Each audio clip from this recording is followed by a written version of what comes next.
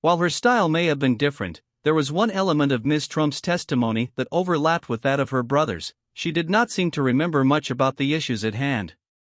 For each question from prosecutor Lou Solomon aimed at whether Ms. Trump had knowledge of her father's financial statements at the heart of this case, she replied mostly with a variation of "I don't know" and "I don't remember."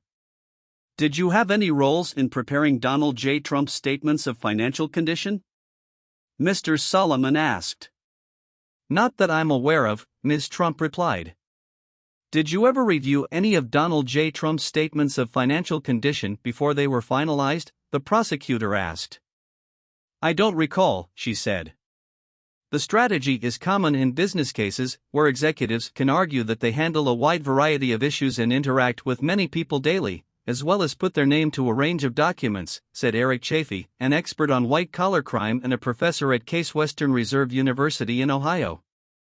I think that the use of this defense is significant, Mr. Chafee said. It probably is a smart thing to do, legally, he added, as Ms. Trump's repeated assertion of not recalling instances in documents could end up being truthful, while at the same time helping protect both her reputation and help the defendants. And Ms. Trump's approach is further helped by timing. Many of those instances and documents referred to in court were from 10 or more years ago, meaning her lack of recall is entirely plausible. At one point early in the questioning, she joked that she could not remember a call because it happened more than 12 years ago when she was 9 months pregnant with her first child. Experts told the BBC the net effect of Ms. Trump's testimony on the trial as a whole is likely to be negligible. Ty Cobb, a lawyer who represented Mr. Trump early in his presidency but has since spoken out against him, told the BBC he thought Ms. Trump would have zero impact on the ultimate outcome.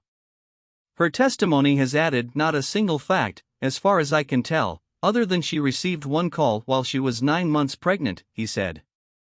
Ivanka Trump testifies she can't recall loan details. Ivanka Trump is pulled back into her father's orbit. The glitzy New York buildings that Trump could lose. If anything, Mr. Cobb said, her appearance on the stand, something she fought hard to avoid, may hurt the prosecution in the court of public opinion. I think it's a little bit of a dangerous decision by the Attorney General, in the sense that it plays into the Trump theme of, this is just a political witch hunt, Mr. Cobb said. Her being forced to testify, given the absence of any seemingly relevant testimony, sadly feeds into Mr. Trump's fantasies, he said. Ms. Trump was the final person called to the stand by the Attorney General's office. Next, the defense will be able to call their own witnesses. Mr. Trump, the front-runner for the Republican presidential nomination, has already been found liable for fraud along with his 2 sons. All have denied wrongdoing. This trial will decide the penalties the defendants will face.